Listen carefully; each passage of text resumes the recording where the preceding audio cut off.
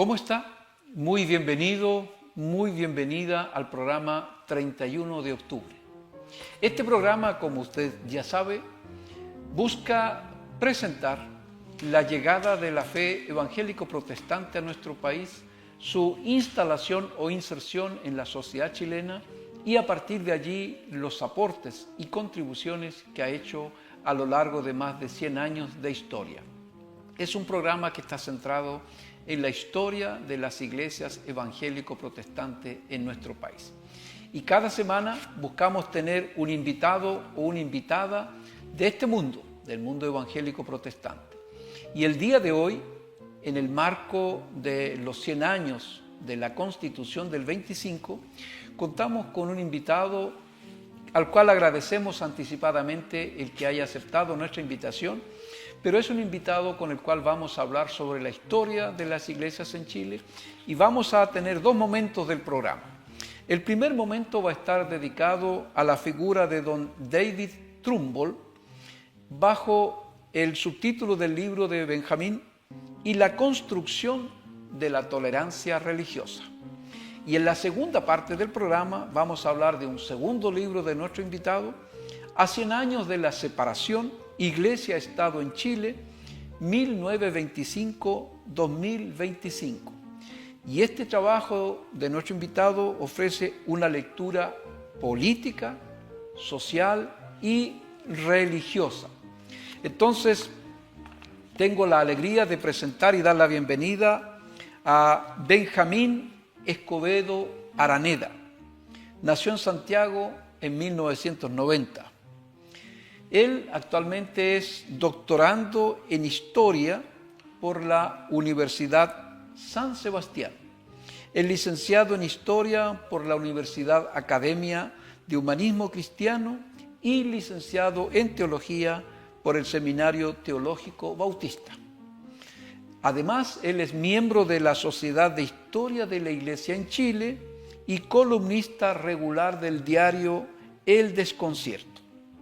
El profesor Escobedo ha sido académico invitado a México e investigador asociado para Monte Alto Editorial en Colombia y ha publicado trabajos dentro y fuera de nuestro país y sus líneas de investigación comprenden historia religiosa de Chile y religión política. Nuestro invitado el día de hoy entonces va a compartirnos sus impresiones y vamos a comenzar rápidamente. Bienvenido, estimado Benjamín. ¿Quién fue David Trumbull? Este hombre que aparece en la foto del libro de Benjamín, ya es una publicación que ha hecho y que está a disposición de los interesados. ¿Quién es David Trumbull? Sí, bueno, primero, rector, le agradezco, muchas gracias por la invitación cursada y un saludo cariñoso a todos los televidentes que nos ven a esta hora. Bueno, hablar de Trumbull me parece que es hablar de un personaje sumamente interesante, ya que creo que es un personaje un tanto raro, icónico del siglo XIX chileno, que versa sobre la base de una mezcla entre el mundo masónico, entre el mundo religioso y el mundo, diríamos, público. Trumbull es oriundo de Estados Unidos, de Norteamérica. Se había doctorado en Yale, en un doctorado que es poco conocido para el mundo católico, pero para nosotros el mundo evangélico protestante muy conocido, que es el doctorado en divinidades. Entonces arrastramos un doctorado en divinidades de Trumbull. Junto con ello provenía de una familia bastante aburguesada, que había sido parte, incluso sus tátaras nietos hacia atrás, de la libertad religiosa que se había propiciado bajo la Constitución en Estados Unidos. Entonces tiene una impronta, me parece, bastante significativa y llega, en términos muy sintéticos, a Chile, puntualmente al puerto de Valparaíso, con el fin de atender a aquellos migrantes que habían estado siendo asentados en el puerto. Recordemos que el puerto era un polo económico muy grande a nivel latinoamericano y mundial para efectos mercantiles. Entonces habían estado llegando migrantes de distintas partes del mundo y reclamaban tener el culto, la práctica educativa y propiamente tal su credo religioso, tener libertad para aquello. Entonces en ese contexto Trumbull arriba y es enviado por un profesor de teología sistemática que le hizo clase, que es Charles Hodge, que por ahí creo que Editorial CLIE tiene publicada una sistemática en Hodge. Entonces más o menos por ahí creo que podríamos causar brevemente la figura de Trumbull. Vamos a continuar. David Trumbull tiene 3 características, entre otras, bueno, además del doctorado que usted menciona, pero él es norteamericano, misionero, y tanto usted como quien presenta su libro habla de esta dimensión de David Trumbull como siendo masón. ¿Cómo conviven estas 3 dimensiones en una persona tan significativa para el protestantismo nacional? ¿Cómo explica usted eso? Sí. Esa conjunción de 3 perspectivas o 3 vertientes que dan vida y que identifican a nuestro querido David Trumbull, pastor presbiteriano, por cierto. Sí, algo que a usted le importa, el presbiteriano. No, profesor, me parece una excelente pregunta para hilvanar un poco la conversación, porque creo que de pronto, y hasta el día de hoy, no en todos por supuesto, pero hay un cierto rechazo a priori entre que alguien sea cristiano protestante y que también tenga o pertenezca a una logia masónica. Entonces, creo que su pregunta es muy contingente en eso. Creo que conviven las 3 dimensiones que usted acaba de señalar, producto de que Trumbull primero fue enviado, como ya señalaba, a Chile, pero además venía en calidad de diputado de la logia de Massachusetts. Yeah. Entonces, creo que no es que venga a explorar un espacio de masonería, sino que ya cuenta con un espacio masónico antes de llegar a Chile. Entonces, yo creo que eso ya es un detalle importante a considerar. Lo segundo es de que Trumbull, y así lo dicen los grandes historiadores del siglo XIX chileno, lo reconocen como la figura más importante del punto de vista público. O sea, recordemos que Trumbull fundó grandes diarios, tuvo un aporte importante a la prensa, no solamente en este caso Camilo Enrique, que se reconoce como uno de los grandes que aportó al periodismo desde el punto de vista secular. Trumbull también está inserto en lo público, entonces creo que la masonería también propició mucho aquello. De hecho, Trumbull forma una logia, que es la logia Bethesda, que hasta el día de hoy está en Valparaíso. Estamos tratando de entrar a buscar archivos, por supuesto, así que esperamos nos den el espacio. Y lo tercero, el espacio pastoral eclesiástico de Trumbull es muy importante. O sea, el hecho de haber confeccionado o haber propiciado los primeros pasos de la famosa Union Church, esta iglesia unida que alberga de distintas tradiciones religiosas, luteranos, anglicanos, presbiterianos, me parece que es un trabajo importante. Ni hablar, desde el punto de vista pastoral Trumbull, la cantidad de patrimonio público que genera construcciones de colegio que hasta el día de hoy existen. El famoso Peter Mackay, en su momento la Escuela de Artesanos, la Escuela Popular, hoy llamado Colegio David Trumbull. Entonces, yo creo que las 3 dimensiones que usted señala se van mezclando porque al final se transforma en un actor político, en un actor intelectual. Entonces, creo que pueden dialogar perfectamente sin ningún problema.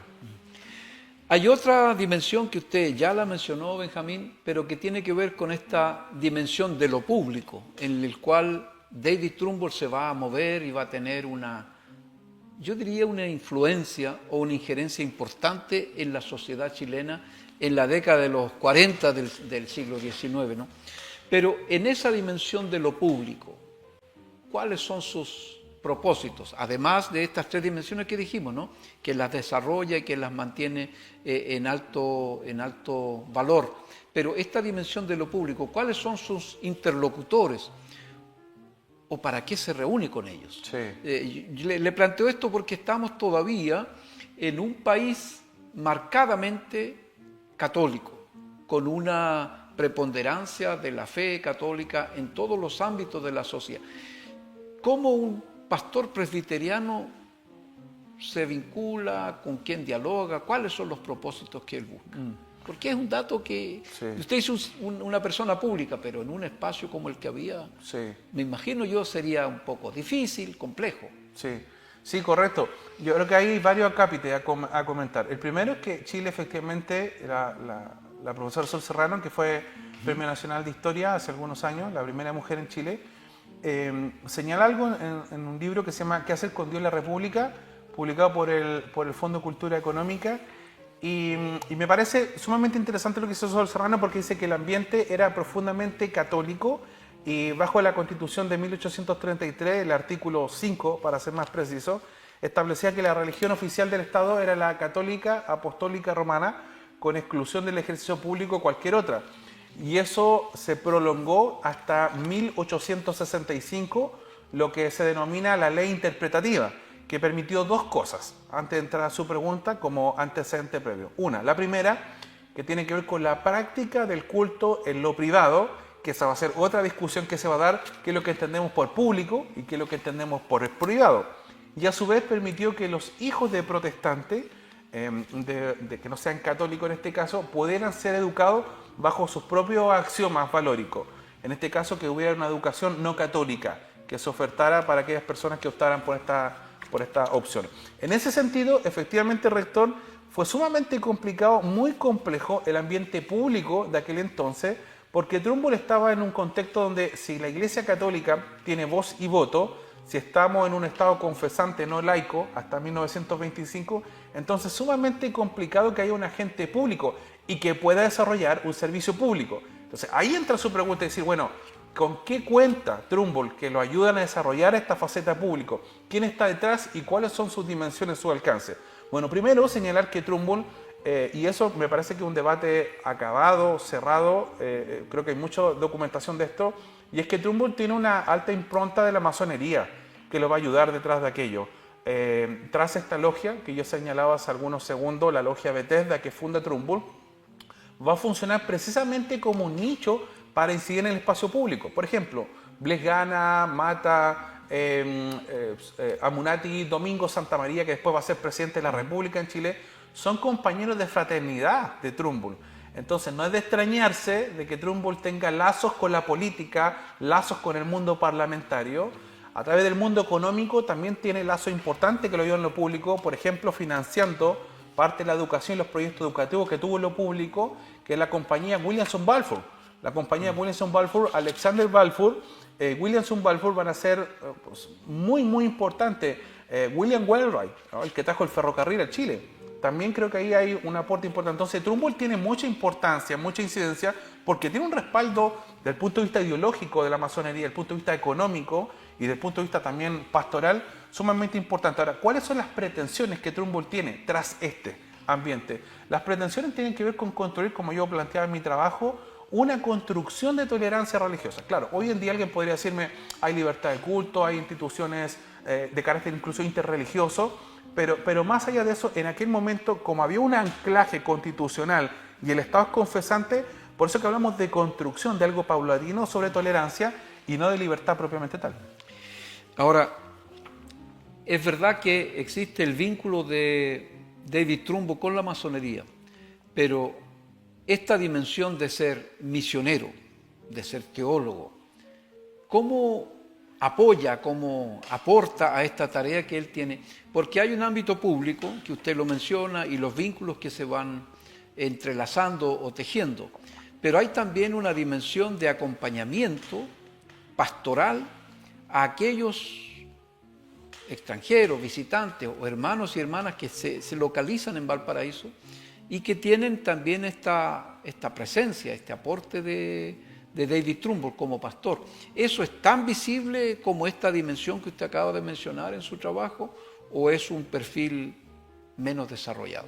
Una pregunta donde yo creo que voy a responder por lo que me parece a mí de mi lectura y de lo que yo he investigado, le agradezco esa pregunta.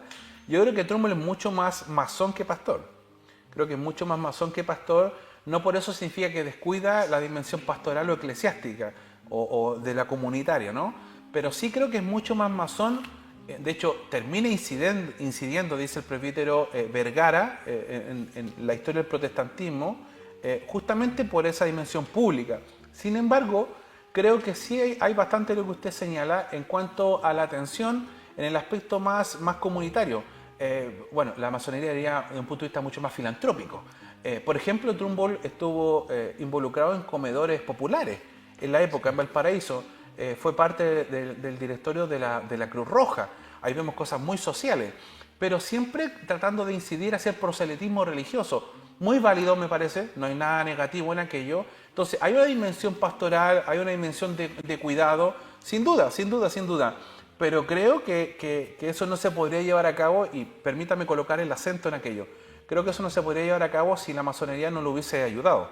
De hecho, el colegio Blas Cueva, que es uno de los primeros colegios laicos en Chile, el directorio era casi completo masón. Sin embargo, Irving Paul, uno de los clásicos que trabaja el tema de Trumbull, un reformador yanqui en Chile, señala que en algún momento hubo una discusión precisamente porque si el directorio es masónico, si el directorio tiene esta impronta, esta ideología, los recursos, sin embargo la educación que se da es muy protestante, es muy evangélica. Entonces yo creo que no están en contradicción una y otra, sino más bien que están en diálogo y le permite hacer ese trabajo comunitario pastoral. Ya. Ahora, teniendo esa figura que usted ha mencionado en estas 3 o 4 dimensiones del trabajo de la presencia de David Trumbull, en ese contexto de un país todavía en donde había una religión oficial, el Estado chileno era un Estado confesional y en este caso bajo la égide de la Iglesia Católica Romana. Pero se están elaborando, se está desarrollando un principio, un proceso de nuevas demandas, de nuevas leyes, que son lo que vamos a terminar conociendo como las leyes laicas. David Trumbull juega un papel importante en eso, porque usted dice es masón, pero él tiene diálogos con los liberales, tiene diálogos con los líderes políticos de la época, él es pastor. ¿Tiene influencia en la elaboración de las leyes laicas? David Trumbull es un aporte, porque sin eso a lo mejor no tendríamos esto otro. Sí, sí. Bueno, primero definir qué entendemos por leyes laicas, comillas leyes laicas, porque pues, son conocidas popularmente así, no es que se denominen de esta manera.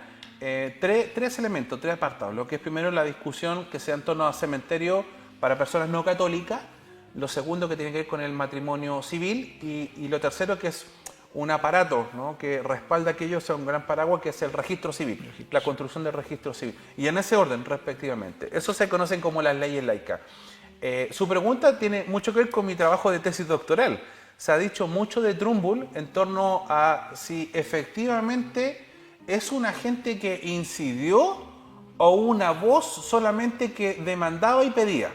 Son 2 cosas distintas, porque incidir tiene que ver con lazos, con vínculos.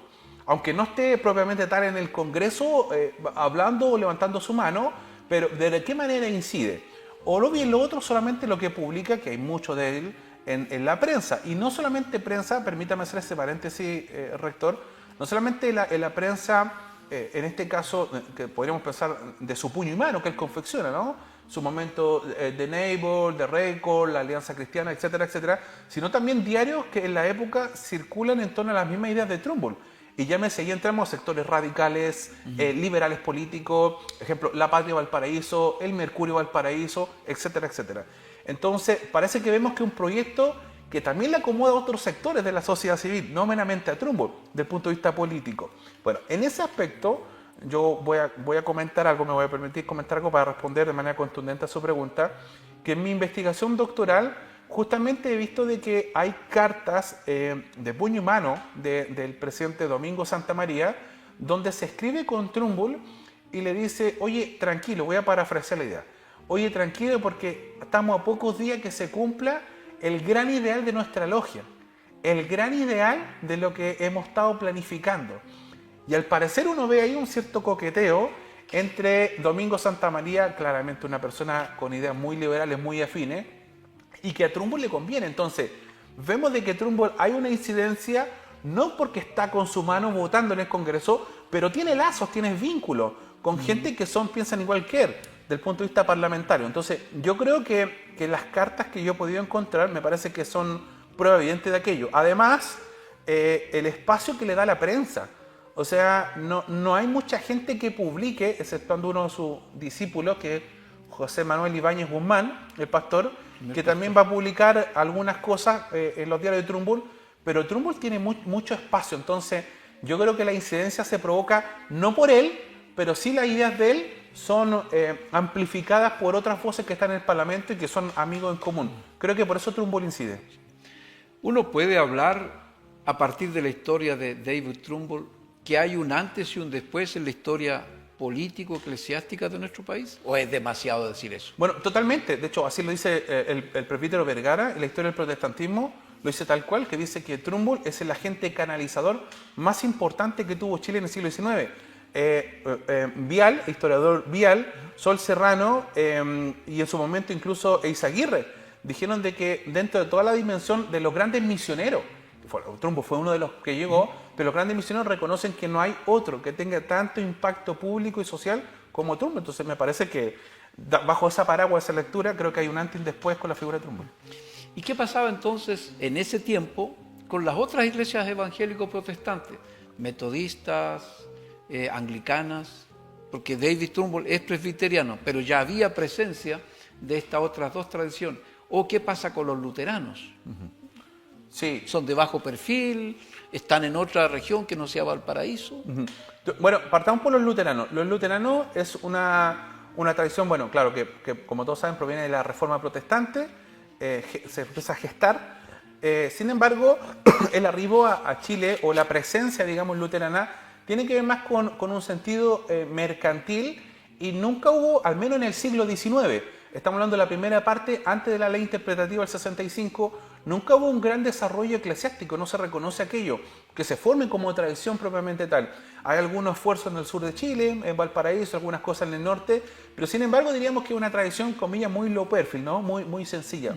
No así la tradición anglicana, con Allen Gardiner, pese a que Gardiner es conocido como el eterno sufriente, una persona que sufre mucho por hacer misiones en el sur de nuestro país, pero sí vemos un desarrollo de la iglesia anglicana en el siglo XIX ya como una tradición conformada, sin duda no a cabalidad como la conocemos hoy en día, han pasado más de 200 años, pero sí con una impronta mucho más fuerte, porque también creo que responde que tiene un fundador.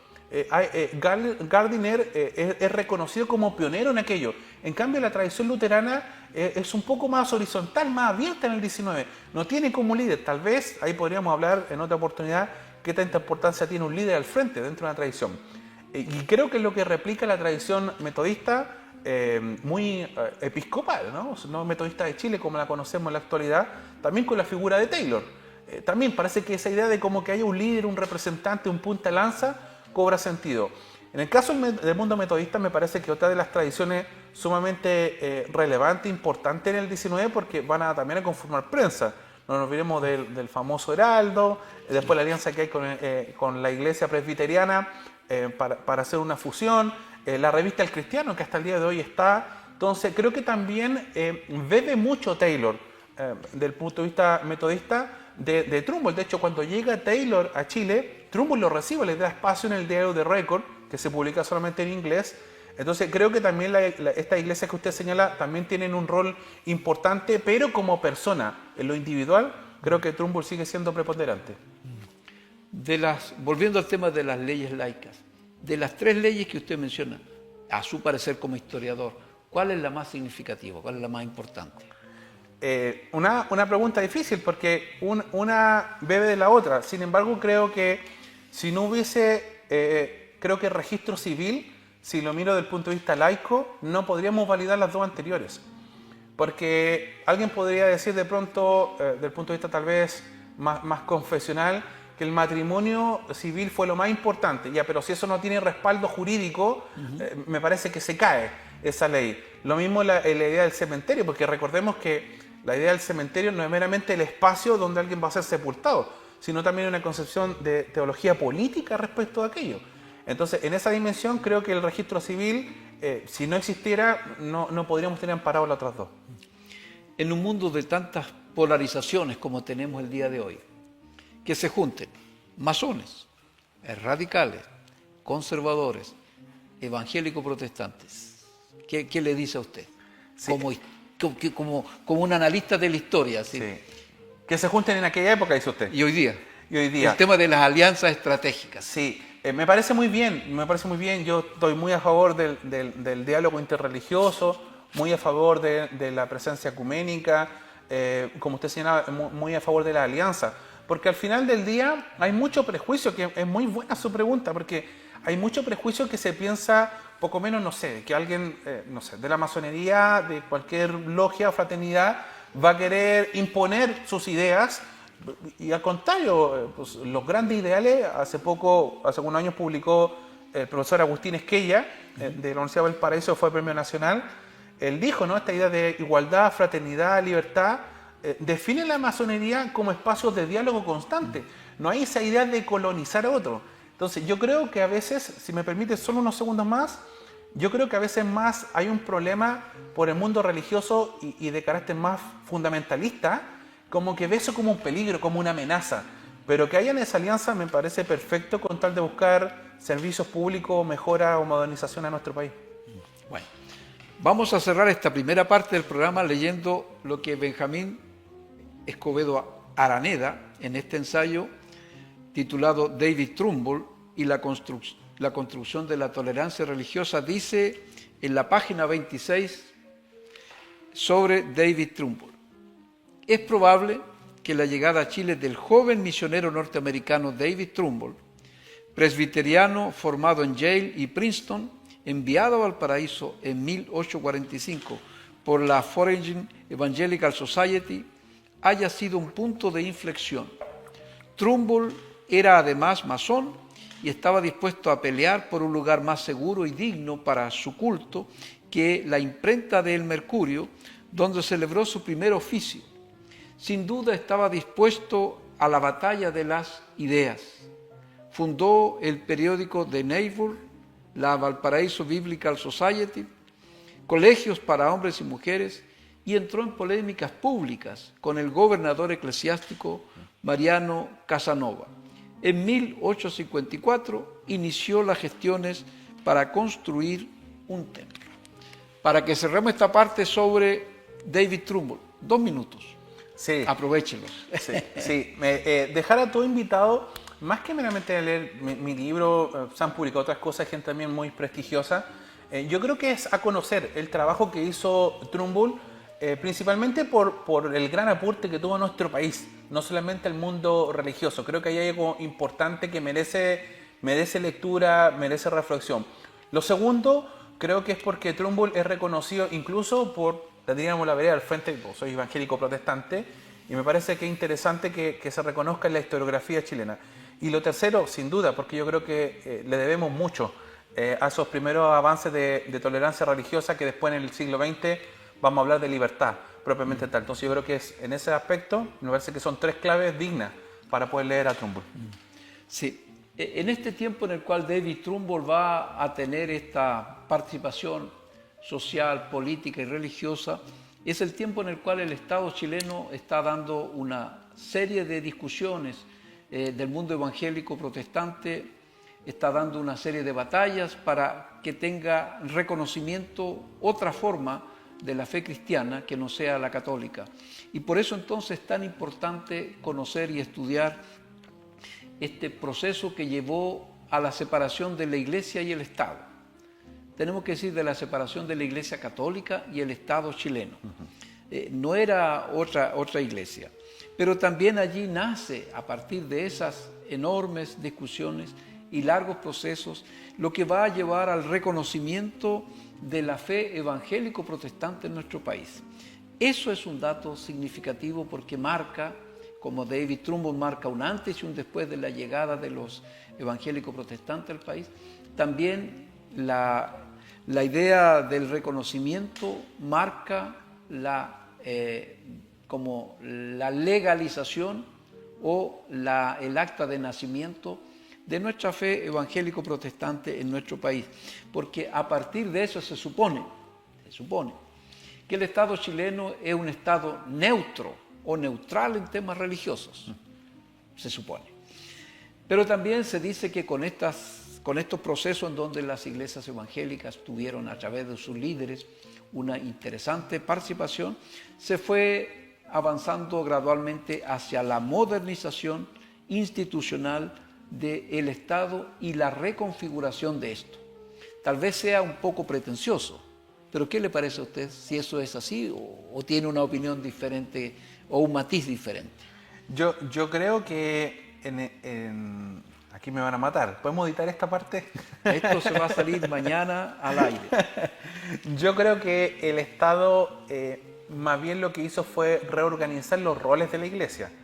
Pero creo que laico, me parece que no sé si somos un Estado laico. Entonces, creo que ese matiz que usted coloca ahí entre líneas, estoy muy de acuerdo con usted. Hay avances, no lo podemos desconocer.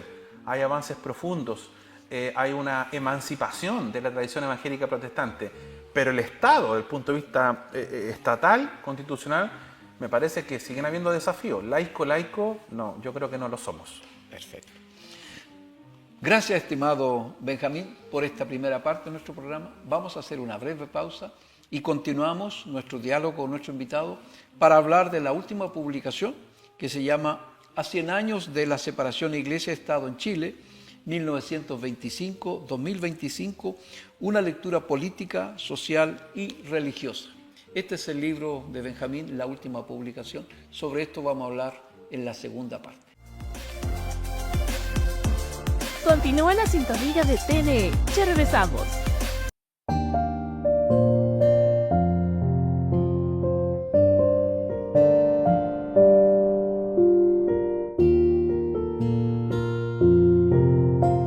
Seguimos nuestro diálogo, nuestra conversación con el hermano, ¿le puedo decir hermano? No, claro, si a usted le acomoda así bien. Benjamín Escobedo Araneda, quien es nuestro invitado el día de hoy.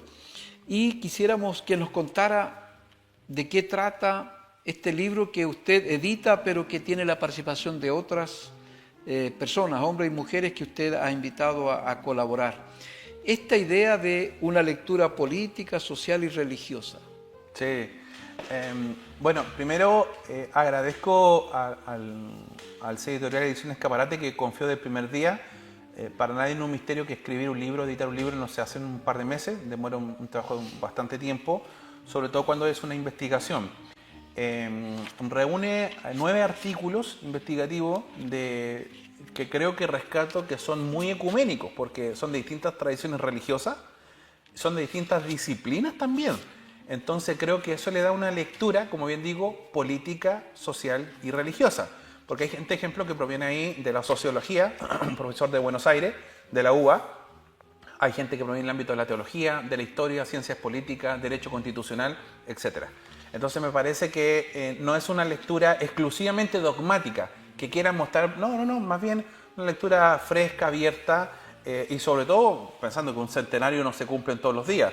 El libro principalmente data en esos 9 artículos de aspectos, en el capítulo 1, aspectos más bien conceptuales, diferencia entre laicidad y secularización.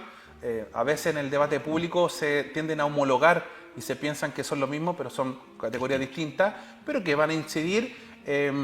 Después avanzamos con una reconstrucción desde cómo llegamos, desde la Constitución del 33, que había este Estado, como dijimos, Estado confesante, exclusivamente católico romano, hasta la Constitución del 25. ¿Cómo hacemos el nexo? ¿Cómo pasamos de tolerancia a libertad?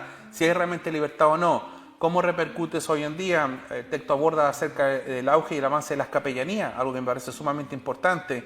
El desarrollo de la Iglesia Evangélica Protestante, de las comunidades en el siglo XX, posterior a la Constitución, algunos desafíos que nos planteamos en la actualidad. ¿Qué pasa con la clase de religión? Cómo hay algo que a veces ha estado muy relegado, casi como que hemos querido sacarlo del currículo escolar, pero qué importancia tiene, no meramente lo religioso, también del punto de vista social, qué valores se pueden transmitir a partir de aquello. En fin, me parece que es un trabajo, como digo, sin duda novedoso, acaba de salir publicado, pero que tiene la lectura de más de una persona y eso creo que lo enriquece. Si usted tuviera que evaluar, así como, ¿cuáles serían los principales aspectos que destacaría de la Constitución del 25? Sí, creo que lo más importante, y bueno, claro, también porque yo me dedico a eso, pero creo que lo más importante es que al transformarse en un Estado laico, lo que propició en este caso el presidente Alessandri, para efectos puntualizar aquello, el que se transformara en un Estado laico habla de que hay de rebote, no una marginación, pero sí colocar en el lugar que había estado en algún momento y que ahora se le asignaba un nuevo rol a la Iglesia Católica. Creo que ahí hay un gran punto.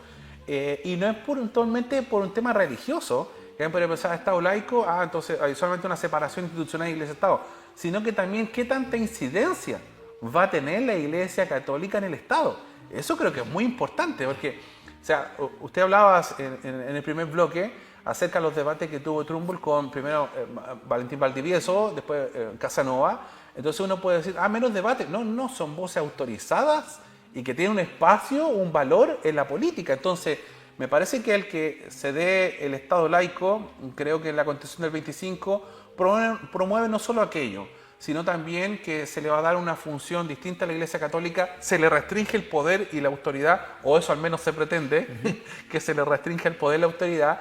Lo segundo, que se piensa también en los avances y las modernizaciones que va a tener nuestro país. Por eso que la Iglesia evangélica protestante, principalmente pentecostal, va a tener una alta impronta para el desarrollo social. De ahí se empieza a hablar, bueno, historiadores seculares que trabajan esto, como Gabriel Salazar, de la cuestión social, ¿no? ¿Qué tanta importancia tiene? Y creo que la Constitución del 25 también va a permitir aquello, que a través de las modernizaciones nos vamos a dar cuenta de que hay un sector que ha sido marginado, relegado del país.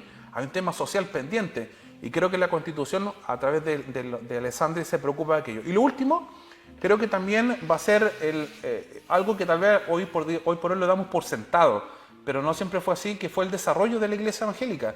Permitir que otras tradiciones, a partir de esta idea de Estado laico, también circularan libremente. Aunque obviamente el tema de la secta, algo que después en algún momento también lo vamos a conversar seguro.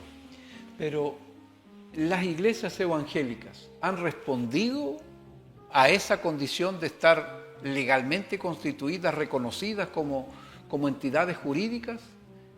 Han, digamos, asumido o han dado cuenta de lo que eso significa, esta nueva realidad, teniendo siempre en la memoria todas las discusiones que mencionamos en el primer bloque, todas aquellas diálogos, acuerdos, etcétera, etcétera. Las iglesias evangélicas han respondido a eso. Y hablamos de evangélicos así con las más de 5.000 y tantas corporaciones. Está lleno. Sí. ¿Cree usted, la pregunta es como si son conscientes de eso, no? Sí, no, yo creo que no. Yo creo que no, porque me parece, hace poco conversaba con don Joaquín Fermandois, destacado historiador de nuestro país, y justamente tiene mucho que ver con su pregunta, mucho que ver, porque me decía, mira, yo creo que no ha habido una preocupación, desconozco, dice mi ignorancia, dijo don Joaquín, pero creo que no hay una historiografía protestante. No hay una colección. Si uno ve el mundo católico, es muy consciente de esto, de respaldar sus documentos, las instituciones, cómo se ha avanzado, los desafíos, la lectura, en fin. Sin embargo, yo creo que nosotros hemos estado al debe en eso. Entonces, creo que no hemos sido conscientes, y me incluyo yo, creo que no hemos sido conscientes de este avance o esta libertad que se produjo. Primero, porque como nacimos en una época donde esto ya está establecido, no conocemos la historia, en términos generales, por supuesto. Creo que no conocemos el tremendo esfuerzo que costó llegar a esto. Entonces creo que no somos conscientes de aquello. De hecho, cuando nacen organizaciones, por ejemplo, como la ONAR, tampoco hay mucha conciencia. Es como que se piensa que es una organización más. Oye, pero ahí hay un tremendo trabajo, algo que en el siglo XIX o inicios del XX no se habría podido lograr. Entonces creo que las iglesias evangélicas protestantes, como usted señala, yo creo que no han sido muy conscientes. Y creo que hay un desafío, me parece a priori, que creo que hay algo que amerita conversar y dialogar. Si volvemos al primer libro y lo leemos en perspectiva del segundo, ¿cómo se explica este tránsito de la tolerancia a la libertad, de la tolerancia religiosa a la libertad religiosa? ¿Qué matices marcan lo uno y lo otro? Sí, muy buena esa pregunta, porque como el Estado en el 19 es confesante, católico, se arrastra así desde la época de la colonia. Entonces, en ese sentido, no hay otra opción, y Sol Serrano me parece muy sincera en eso, dice, no hay otra opción que tolerancia. O sea, aspirar a la libertad no, es como de otro mundo, ¿no? O sea, no tenemos otra opción que meramente tolerancia, y con eso desen por pagado. Bueno, pareciera ser que con el 65, con la ley interpretativa, eso se cumple a cabalidad, pero Trumbull, muy insistente, dice, no, parece que queremos un poquito más, y de ahí la discusión por las leyes laicas. Sin embargo, se da cuenta que hay un reconocimiento jurídico, constitucional, pero no hay libertad. O sea, seguimos teniendo esa discusión de que el culto es lo privado, ¿por qué no puede ser lo público? Si hacemos proselitismo no es bien visto, como que nos toleran, pero somos los hermanos separados, dice la institución católica. Entonces, creo que las claves para explicar cómo pasamos de tolerancia a libertad religiosa en la Constitución del 25 tienen que ver con, yo creo, dos elementos puntuales. Uno, el trabajo incesante que realizaron los misioneros. Creo que eso fue un trabajo sumamente importante, que primero no se hubiese construido tolerancia y segundo, no se hubiese preocupado por pensar que la meta no está acabada. La meta era alcanzar libertad religiosa. De hecho, Trumbull lo dice en la discusión del 81-84 en el Mercurio Valparaíso. Trumbull lo dice que la meta es la libertad. O sea, agradecemos mucho lo que tenemos, pero nuestro foco es la libertad. Entonces, creo que hay un punto importante. Ahora, usted habló de un Estado laico y no de un Estado laicista.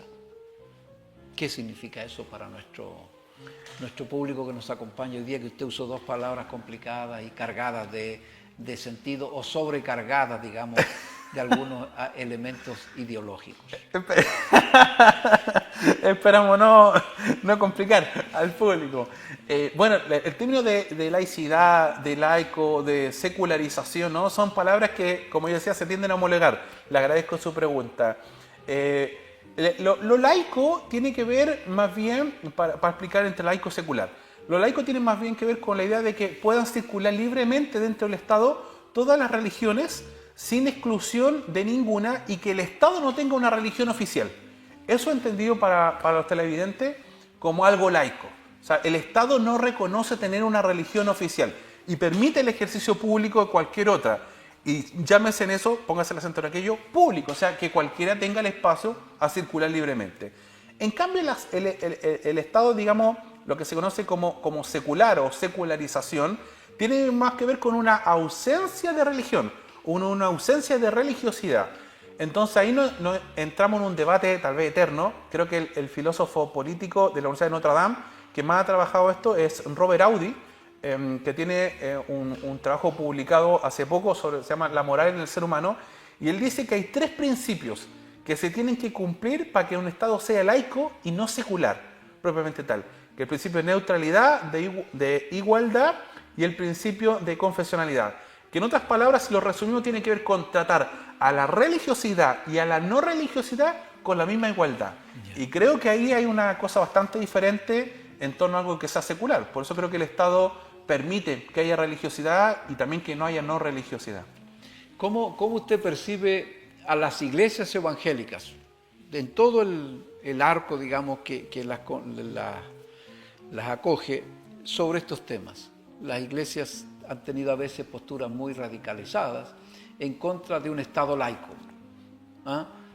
o defienden, lo cual me parece absolutamente válido, el derecho a la libertad religiosa o a la libertad de culto. ¿Es lo mismo? ¿Tenemos que tener esa preocupación? ¿O está más bien es un tema que es una discusión que no tiene mucho valor o sentido? Sí, esa discusión creo que está muy contingente hace bastante tiempo en nuestro país, porque implícitamente se mezcla algo entre las dos categorías que usted acaba de señalar, que es la libertad de conciencia. Entonces eso nos va a afectar. Primero, Juan Egaña en el siglo XIX ya hablaba del tema de la libertad de conciencia. ¿Cómo va a afectar a lo que usted me pregunta? Entonces, primero creo que la Iglesia tiene la pretensión, cuando usted me pregunta por qué hay a veces reparo con la idea del Estado laico, ¿no? Pues como diríamos el confesante, y ojalá confesante evangélico protestante, ¿no? Como en Europa. ¿No? Como en Europa. Yo creo en lo personal, vamos a salir del closet con esto, usted va a estar muy contento. Va a estar muy contenta con mi declaración, pero yo creo que el Estado laico facilita muchísimo, primero, que no se gobierna un país por la Biblia. Eso es importante, espero que nadie me mate, que podamos editar esa parte, pero un país no se puede gobernar por la Biblia, porque debemos entender, reconocer de que un país se gobierna para gente católica, protestante, evangélica, ateos, agnósticos, etcétera, etcétera. Entonces, en esa mira, me parece que el Estado laico propicia aquello. Entonces, tener un reparo, me parece que habla de un fanatismo a priori, gravísimo. O sea, como querer que gobernemos. Y pasa eso, perdóneme lo que voy a decir, pero pasa que a veces hemos querido incidir por ciertos valores cristianos y llevarlo al Congreso. Y ojalá se legislen ciertas discusiones públicas, valóricas, llámese adopción homoparental, aborto, eutanasia, lo que sea, por preceptos cristianos. Entonces, me parece que esa discusión es propia de las comunidades religiosas, pero no en un Estado laico que se valida aquello. Creo que eso me parece que sale fuera de tono. Lo van a llamar del Partido Social Cristiano porque ellos han propuesto una ley que habla algo así como en nombre de Dios. Sí, Bueno, no. Yo le pregunto eso porque en el fondo aquí sin duda que hay una serie de principios que hay que respetar, que hay que valorar y lo que significa la Constitución del 25 es efectivamente que le da al mundo evangélico protestante como carta de ciudadanía. ¿Ya? Un reconocimiento. Los reconoce como tal, ustedes existen, esta es su labor, esta es su función. Y eso es un avance significativo para una sociedad democrática, con los bemoles que eso implica. También somos una sociedad que respeta la libertad de culto, pero también la libertad de conciencia, como decía Benjamín. Pero además, en este contexto hoy día tenemos que avanzar a otro espacio, que es no solamente la existencia de la tradición o de la religión cristiana. En nuestro país convivimos con otras religiones. Por ejemplo, hablamos de las religiones abrahámicas, Islam, judaísmo y cristianismo. Y convivimos en un estado laico, en donde no es católico, no es protestante, no es judío, no es musulmán el Estado. Eso es lo que decíamos en el principio, el Estado tiene cierta neutralidad delante de las posibilidades que ofrecen nuestras tradiciones religiosas, sin contar espiritualidades y las religiones ancestrales. Pero hay otro tema que le quería preguntar sobre este que estamos conversando hoy día. ¿Cómo el movimiento pentecostal surge antes de la Constitución del 25? ¿Cómo ve usted en ese contexto el movimiento pentecostal? Sí, bueno, debo decir que mis primeros pasos en, diríamos, el mundo de la fe fue en la iglesia pentecostal, por aquel entonces de obispo ya fallecido, Francisco Navalón. Francisco Navalón. Entonces tengo un aprecio genuino por la hermandad pentecostal. Hoy no pertenezco a la iglesia pentecostal, pero sí tengo mucho respeto, admiración. Creo que la iglesia pentecostal, diríamos, está en el avivamiento, que es como lo que se conoce, la primera década del siglo XX. Creo que va a marcar una cierta impronta de decir, mira, al parecer no estamos hablando, digo esto con mucho respeto, pero como una hipérbole, una exageración, no estamos hablando de 3, 4 gatos. Aquí estamos hablando de un cierto grupo de personas que está en expansión constante. O sea, no podemos el Estado seguir haciéndonos como el loco. Aquí hay algo que debemos considerar. Eso creo desde el punto de vista, diríamos, como político estatal. Ahora en lo eclesiástico, ¿qué opinión me parece? Bueno, creo que el trabajo que ha hecho, me parece importante honrar eso.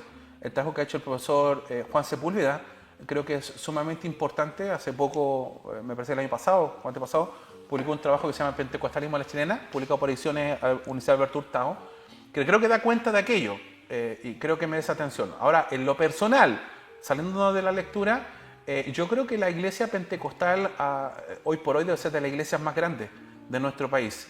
Y a veces parece la Cenicienta, como la iglesia no considerada, como la iglesia que se mira que a lo mejor no tiene como un cierto fundador o un ciertos dogmas muy claros, muy abiertas. Entonces me parece que a veces se le ha menospreciado.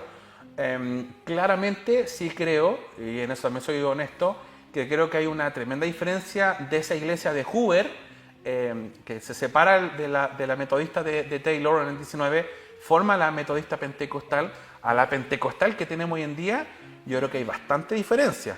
Y creo que se han transformado también en propiciador a veces de tremendos vicios. También quiero ser como sincero en eso.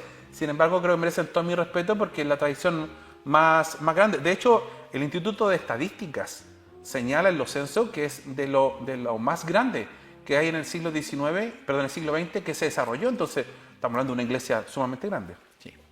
Bueno, estimados y estimadas, hemos comenzado hablando de William Taylor y hemos concluido este día hablando sobre el movimiento pentecostal, que sin duda es siempre una preocupación y es un reconocimiento significativo a la labor que han hecho durante todo este tiempo en nuestro país en distintos lugares y de distintas formas.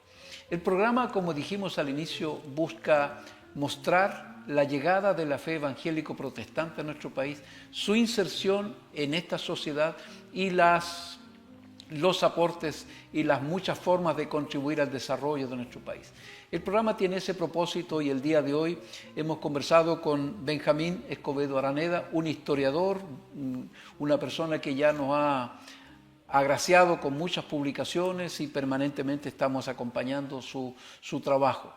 Le agradecemos que nos haya acompañado el día de hoy y esperamos que el programa haya sido de su agrado. Estimado Benjamín, muchas gracias. Le ofrezco la palabra para que se despida de nuestra audiencia, sin antes olvidar de decirles que el Señor les bendiga, les guarde y les proteja.